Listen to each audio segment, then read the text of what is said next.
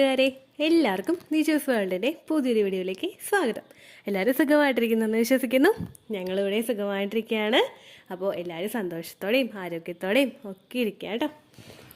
നിങ്ങൾ നീണ്ടു നിവർന്ന് ബെഡിൽ കിടക്കുന്ന സമയത്ത് നിങ്ങളിൽ അനുഭവപ്പെടുന്ന പ്രഗ്നൻസിയുടേതായിട്ടുള്ള ഒരു ലക്ഷണത്തിനെ പറ്റിയിട്ടാണ് ഇന്നത്തെ വീഡിയോയിൽ സംസാരിക്കുന്നത് കേട്ടോ. അപ്പോൾ നമുക്കത് എന്താണെന്ന് നോക്കാം. വീഡിയോ നമുക്ക് സ്റ്റാർട്ട് ചെയ്യാം. തുടക്കത്തിൽ തന്നെ പറയട്ടെ, ഇങ്ങനെയുള്ള പ്രഗ്നൻസി ലക്ഷണങ്ങളെ പറ്റിയിട്ട് വീഡിയോസ് ചെയ്യുന്നുണ്ടെങ്കിലും യാതൊരു തരത്തിലുള്ള പ്രഗ്നൻസി ലക്ഷണങ്ങളും ഇല്ലാതെ പ്രഗ്നന്റ് ആകുന്ന ഒരുപാട് പേരുണ്ട്. യാതൊരു തരത്തിലുള്ള ലക്ഷണങ്ങളൊന്നും ഉദ്ദേശിച്ചത് നമ്മളിൽ ഉണ്ടാകുന്നു എന്ന് വിചാരിക്കുന്ന സോകോൾഡ് പ്രഗ്നൻസി ലക്ഷണങ്ങളായിട്ടുള്ള തലകറക്കം, ഛർദില് അങ്ങനെയുള്ള കാര്യങ്ങളൊന്നും ഇല്ലാതെ പ്രഗ്നന്റ് ആകുന്ന ഒരുപാട് പേരുണ്ട്. നമ്മുടെ ലൈഫ് സ്റ്റൈലിൽ വരുന്ന ചേഞ്ചസ് കൊണ്ടും നമ്മുടെ ഭക്ഷണം കഴിക്കുന്നതിൽ വരുന്ന വ്യത്യാസങ്ങളും ഒക്കെ കൊണ്ടാണ് ഇങ്ങനെ ലക്ഷണങ്ങളിലെല്ലാം മാറ്റങ്ങൾ വരുന്നത് കേട്ടോ.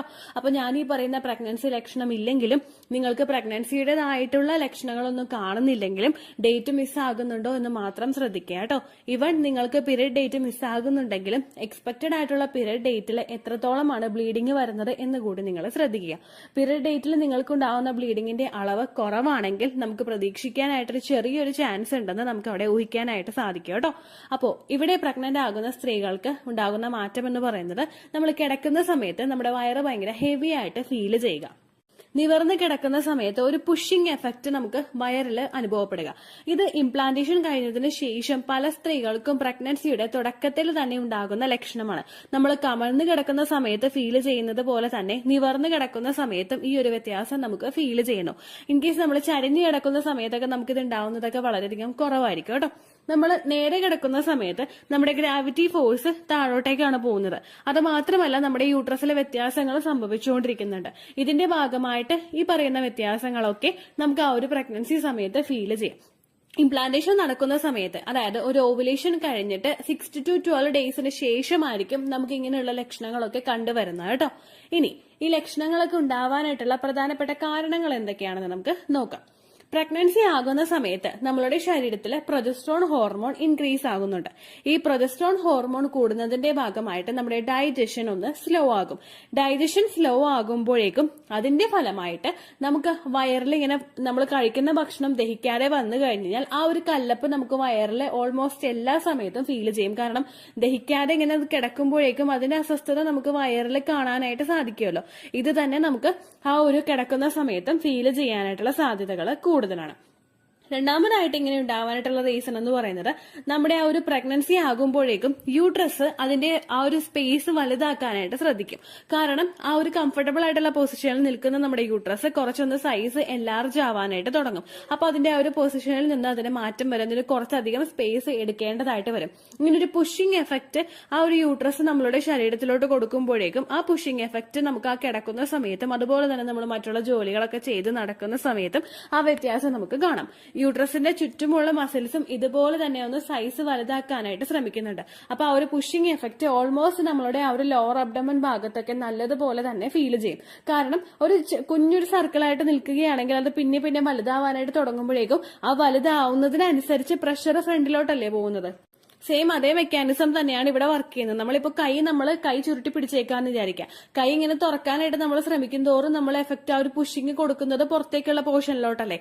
ഇതേ ആ ഒരു എഫക്ട് തന്നെ വരുമ്പോഴേക്കും നമുക്ക് ആ ഒരു യൂട്രസിന്റെ പുഷിങ് എഫക്ട് കൊണ്ടും നമുക്ക് ആ ഒരു വയറിലെ കല്ലപ്പ് പോലെ ഫീൽ ചെയ്യാം കേട്ടോ.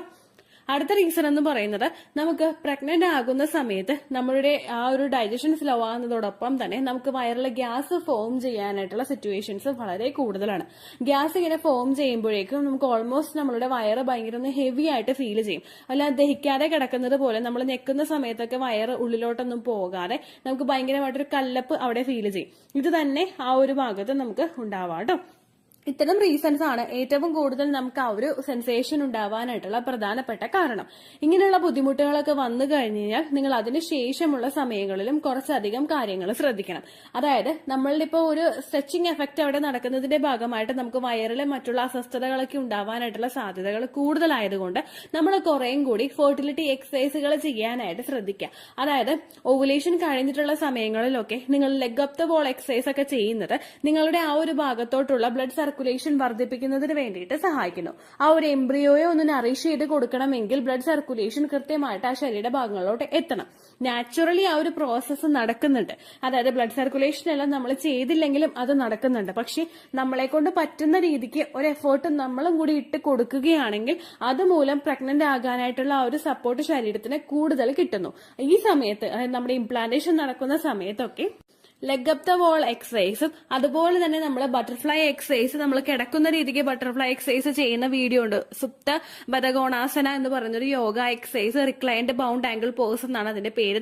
നിങ്ങൾ യൂട്യൂബിൽ ദീച്ചോസ് world reclined bound angle pose എന്ന് ടൈപ്പ് ചെയ്ത് കഴിഞ്ഞാൽ നിങ്ങൾക്ക് ആ വീഡിയോ ലഭിക്കുന്നതായിരിക്കും. ആ എക്സസൈസും ഒക്കെ നിങ്ങൾ ചെയ്യാൻ ശ്രമിച്ചു കഴിഞ്ഞാൽ ഇത് ഒരു ബ്ലഡ് സർക്കുലേഷൻ വർദ്ധിക്കുന്നതിന് വേണ്ടിയിട്ട് സഹായിക്കുന്നു.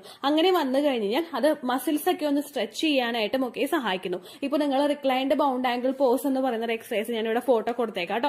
അത് നിങ്ങൾ ചെയ്യുകയാണെങ്കിൽ നിങ്ങളുടെ മസിൽസ് ഒക്കെ ഒന്ന് വലിയാൻ വേണ്ടിയിട്ടും കംഫർട്ടബിൾ ആയിട്ട് അത് വലിയാൻ വേണ്ടിയിട്ടും, അതായത് നമുക്ക് ഓവർ ആയിട്ടുള്ള സ്ട്രെസ്സോ പെയിനോ തരാതെ കംഫർട്ടബിൾ ആയിട്ട് അതൊക്കെ ഒന്ന് വലിയാൻ വേണ്ടിയിട്ടുള്ള ഒരു സിറ്റുവേഷൻ ഒരുക്കി കൊടുക്കാൻ നമ്മളുടെ ശരീരത്തിന് സാധിക്കുന്നുണ്ട് കേട്ടോ. അതുപോലെ തന്നെ വയറിൽ ഇങ്ങനെയുള്ള ലക്ഷണങ്ങളൊക്കെ കാണുന്നുണ്ടെങ്കിൽ കൂടുതൽ വയറിന് സ്ട്രെസ്സും പ്രഷറും കൊടുക്കാതിരിക്കാൻ നിങ്ങൾ പ്രത്യേകം ശ്രദ്ധിക്കണം. ഒരുപാട് കുമ്പിട്ട് നിന്നുള്ള കാര്യങ്ങളൊക്കെ ചെയ്യുക, അല്ലെങ്കിൽ വെയിറ്റ് എടുത്ത് ലിഫ്റ്റ് ചെയ്യുക, ഒരുപാട് നേരം സ്റ്റെപ്പ് കയറി ഇറങ്ങുക, അല്ലെങ്കിൽ ഫിസിക്കൽ കോണ്ടാക്ട് ചെയ്യുക, ഇങ്ങനെയുള്ള കാര്യങ്ങളൊക്കെ ആ ഒരു ഇംപ്ലാന്റേഷൻ നടക്കുന്ന സമയത്ത് നിങ്ങൾ അവോയ്ഡ് ചെയ്യണം. വയറ് നിങ്ങൾക്ക് ഇങ്ങനെയുള്ള ലക്ഷണങ്ങൾ കാണിച്ചു തരുന്നുണ്ടെങ്കിൽ പിന്നെ അതിനെ സപ്പോർട്ട് ചെയ്യാനായിട്ടുള്ള കാര്യങ്ങൾ നിങ്ങളും ചെയ്ത് തുടങ്ങണം കേട്ടോ. അടുത്തൊരു ബുദ്ധിമുട്ടുണ്ടാകുന്നത് നമ്മൾ കമിഴ്ന്ന് കിടക്കുന്ന സമയത്താണ്. നമ്മൾ ഇംപ്ലാന്റേഷൻ നടക്കുമ്പോൾ പലർക്കും ഇംപ്ലാന്റേഷനുമായി ബന്ധപ്പെട്ടിട്ടുള്ള അടിവയറുവേദനയും അതുപോലെ വലിച്ചിലും അങ്ങനെയുള്ള ബുദ്ധിമുട്ടുകളൊക്കെ നമുക്ക് ഉണ്ടാകാം. പക്ഷെ ചിലർക്കെന്ന് പറയുന്നത് ഇത്തരത്തിലുള്ള ലക്ഷണങ്ങൾ ഒന്നും തന്നെ ഉണ്ടായിക്കൊള്ളണമെന്നില്ല. അങ്ങനെയുള്ളവർക്കുമൊക്കെ ഈ ഒരു പ്രോസസ്സ് അവിടെ നടക്കുന്നുണ്ട്. ഈ ഒരു പ്രോസസ്സ്, അതായത് നമുക്ക് ആ ഒരു യൂട്രസ് ഒന്ന് ജസ്റ്റ് ഒന്ന് എക്സ്പാൻഡ് ആവുക, യൂട്രസിന് ചുറ്റുമുള്ള മസിൽസ് ഒക്കെ ഒന്ന് എക്സ്പാൻഡ് ആവുക, ഈ ഒരു പ്രോസസ്സ് അവിടെയും നിങ്ങളുടെ ശരീരത്തിൽ നടക്കുന്നുണ്ട്. പക്ഷേ എന്തുകൊണ്ടോ പലർക്കും ഇംപ്ലാന്റേഷൻ പെയിൻ ഉണ്ടാവുന്നതിന്റെ ഒരു തോത് അനുസരിച്ചിട്ട് പലരും ആ ഒരു ലക്ഷണം ഏർലി സ്റ്റേജിൽ റെക്കഗ്നൈസ് ചെയ്യുന്നില്ല. ചിലർക്ക് ആ ഒരു ലക്ഷണം ഉണ്ടാവുന്നില്ല. പക്ഷേ എനിക്കിവിടെ സെക്കൻഡ് പ്രഗ്നൻസി ആയിരുന്ന സമയത്ത് നമ്മൾ ഇംപ്ലാന്റ് ആകുമ്പോഴേക്കും നമ്മുടെ യൂട്രസിന്റെ ചുറ്റുമുള്ള ആ മസിൽസും പേശികളും ഒക്കെ ഒന്ന് സ്ട്രെച്ച് ആവാനായിട്ട് തുടങ്ങും, ഒന്ന് വലിയാനായിട്ട് തുടങ്ങും. ഇങ്ങനെ വലിയുന്നതിന്റെ ഭാഗമായിട്ട് എനിക്ക് ഇങ്ങനെ ഒരു ഡിസ്കംഫേർട്ട് ആ ഒരു ഭാഗത്ത് ഫീൽ ചെയ്തിരുന്നു. നമ്മൾ കമന്ന് കിടക്കുന്ന സമയത്ത് പ്രഷർ നമ്മൾ കൂടുതൽ വയറിലോട്ട് കിടക്കുമ്പോൾ വയറിന്റെ അകത്തും ഓൾറെഡി പ്രഷർ ഉണ്ട്, നമ്മൾ പുറത്തു നിന്നും പ്രഷർ കൊടുക്കുന്നു.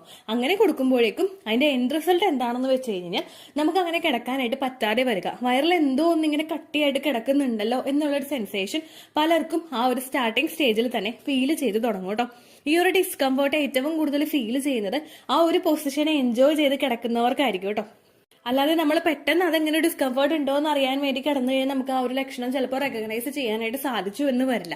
അപ്പോൾ നിങ്ങൾ അങ്ങനെ കിടക്കുന്നവരാണെങ്കിൽ, ആ ശീലമുള്ളവരാണ് നിങ്ങളെങ്കിൽ എളുപ്പത്തിൽ ആ ഒരു ലക്ഷണം നമുക്ക് ഫൈൻഡ് ഔട്ട് ചെയ്യാനായിട്ട് സാധിക്കും കേട്ടോ.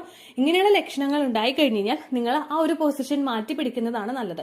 കാരണം നമ്മൾ നമ്മുടെ ശരീരത്തിന് ഒരു സപ്പോർട്ട് കൊടുക്കുന്നതിന് പകരം നമ്മളെ ശരീരത്തിനെ എഫക്ട് ചെയ്യുന്ന രീതിക്ക് ഒന്നും തന്നെ ചെയ്യാതിരിക്കുന്നതാണ് നല്ലത്.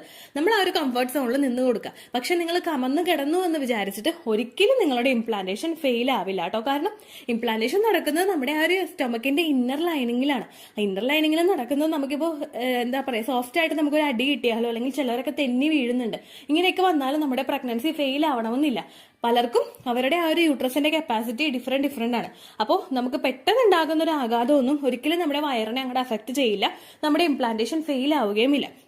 കമന്ന് കിടക്കുന്നവർ ഒരുപാട് പേര് ചോദിക്കാറുണ്ട്, ചേച്ചി അങ്ങനെ കിടന്നതിന് ഇംപ്ലാന്റേഷൻ ഫെയിൽ ആകുമോ എന്നതിനെ പറ്റിയിട്ട്. ഒരിക്കലും നമ്മുടെ ഇംപ്ലാന്റേഷൻ ഫെയിൽ ആവില്ല. നേരെ മറിച്ച് നമുക്ക് അങ്ങനെ ഒരു ഡിസ്കംഫേർട്ട് വന്നു കഴിഞ്ഞാൽ പിന്നെയും ആ ഡിസ്കംഫേർട്ട് സഹിച്ചുകൊണ്ട് നമ്മൾ കിടന്ന് ഉറങ്ങേണ്ട ആവശ്യമില്ല. അപ്പോൾ ആ ഒരു കംഫർട്ട് സോണിലോട്ട് നിങ്ങൾ മാറ്റുക. വേറെ ഏതെങ്കിലും പൊസിഷനിൽ നിങ്ങൾ കിടക്കാനായിട്ട് ശ്രദ്ധിക്കുക കേട്ടോ. ഏകദേശം ഇംപ്ലാന്റേഷൻ കഴിഞ്ഞിട്ട് ഒരാഴ്ചയൊക്കെ കഴിയുമ്പോൾ ശരിക്കും നമുക്ക് ഈ ഒരു ബുദ്ധിമുട്ട് ഫീൽ ചെയ്യാനായിട്ട് തുടങ്ങും. കാരണം ആ സമയത്തൊക്കെ നമ്മുടെ കുഞ്ഞ് വളരാനായിട്ട് തുടങ്ങി പലർക്കും സ്കാനിങ്ങിൽ വിസിബിൾ ആകാനായിട്ടൊക്കെ തുടങ്ങുന്ന ഒരു സമയമാണ്. അപ്പൊ ആ സമയത്ത് എന്നൊക്കെ പറയുന്നത് തീരെ ചെറിയ കടുകുമണിയാണെങ്കിൽ കൂടി തന്നെ അവിടെ ആ ഒരു പ്രോസസ്സ് അവിടെ തുടങ്ങിക്കൊണ്ടിരിക്കുകയാണ്. നമ്മൾ പ്രഗ്നന്റ് ആകുമ്പോൾ തന്നെ അവിടെ മസിൽസ് ഒക്കെ ഒന്ന് സ്ട്രെച്ച് ആവാൻ തുടങ്ങും, നമ്മുടെ പെൽവിക് ഒക്കെ ഒന്ന് റിലാക്സ് ആവാൻ തുടങ്ങും, റിലാക്സിൻ ഹോർമോൺ അവിടെ പുറപ്പെടുവിപ്പിക്കും. അതുകൊണ്ട് തന്നെ പലർക്കും വളരെ തുടക്കത്തിൽ തന്നെ ഈ ലക്ഷണങ്ങളൊക്കെ ഉണ്ടാവാറുമുണ്ട്. ഇത്രയേ ഉള്ളൂ വീഡിയോ. യൂസ്ഫുൾ ആയി കാണുമെന്ന് വിശ്വസിക്കുന്നു. യൂസ്ഫുൾ ആവുന്നുണ്ടെങ്കിൽ ലൈക്ക് ചെയ്യുക, ഫ്രണ്ട്സിനൊക്കെ ഷെയർ ചെയ്ത് കൊടുക്കുക കേട്ടോ. എന്തെങ്കിലും സംശയം ഉണ്ടെങ്കിൽ നിങ്ങൾ കമൻസിൽ ചോദിക്കുക. പണ്ടത്തെ വീഡിയോയ്ക്ക് കമൻസ് ഇടുന്നവർക്ക് റിപ്ലൈ ലഭിക്കുന്നില്ലെങ്കിൽ ലേറ്റസ്റ്റ് ആയിട്ട് ഞാൻ ഏത് വീഡിയോ ആണോ അപ്ലോഡ് ചെയ്യുന്നത് അതിന് താഴെ കമൻറ്റ് ഒന്ന് കോപ്പി പേസ്റ്റ് ചെയ്യാനായിട്ട് ശ്രദ്ധിക്കുക കേട്ടോ. അതുപോലെ ഓവുലേഷൻ ഡേറ്റ് കാൽക്കുലേറ്റ് ചെയ്ത് തരാനായിട്ട് റിക്വസ്റ്റ് ചെയ്യുന്ന ആളുകൾ എത്രയാണോ സൈക്കിൾ ലെങ്ത് അത് മെൻഷൻ ചെയ്യാനായിട്ട് ശ്രദ്ധിക്കുക. സൈക്കിൾ ലെങ്ത് എന്നതുകൊണ്ട് ഉദ്ദേശിച്ചത് ഓരോ മാസവും എത്ര ദിവസം കൂടുമ്പോഴാണോ ബ്ലീഡിങ് വരുന്നത് അതാണ് സൈക്കിൾ ലെങ്ത്. കഴിഞ്ഞ മാസം ഒരു 8-ാം തീയതിയാണ് ബ്ലീഡിങ് ആയതെങ്കിൽ ഈ മാസം 6-ാം തീയതിയാണ് ബ്ലീഡിങ് ആയതെങ്കിൽ കഴിഞ്ഞ മാസം 8-ാം തീയതി മുതൽ ഈ മാസം 6-ാം തീയതി വരെ എത്ര ദിവസമുണ്ടോ അത് കാലണ്ടറിൽ എണ്ണി തിട്ടപ്പെടുന്നതാണ് നിങ്ങളുടെ സൈക്കിൾ ലെങ്ത്. സൈക്കിൾ ലെങ്ത് നമ്മൾ കൃത്യമായിട്ട് കാൽക്കുലേറ്റ് ചെയ്യുകയാണെങ്കിൽ ഓവുലേഷൻ ഡേറ്റ് എളുപ്പത്തിൽ കണ്ടുപിടിക്കാൻ വേണ്ടിയിട്ട് ഒരുപാട് ആപ്ലിക്കേഷൻസും ഒരുപാട് ഓൺലൈൻ ആയിട്ടുള്ള വെബ്സൈറ്റുകളും ഇന്ന് നമുക്ക് അവൈലബിൾ ആണ്. പ്ലേ സ്റ്റോറിൽ പോയിട്ട് ഓൺലൈൻ ഓവുലേഷൻ ട്രാക്കർ എന്ന് ടൈപ്പ് ചെയ്ത് കഴിഞ്ഞാൽ നിങ്ങൾക്ക് അതുമായിട്ട് ബന്ധപ്പെട്ടിട്ടുള്ള ആപ്ലിക്കേഷൻസ് കിട്ടും. അത് പറ്റുന്നില്ല എങ്കിൽ ഗൂഗിളിൽ പോയിട്ട് ഓൺലൈൻ ഓവുലേഷൻ കാൽക്കുലേറ്റർ എന്ന് ടൈപ്പ് ചെയ്ത് കഴിഞ്ഞാൽ അതുമായിട്ട് ബന്ധപ്പെട്ടിട്ടുള്ള വെബ്സൈറ്റുകൾ നിങ്ങൾക്ക് കിട്ടും.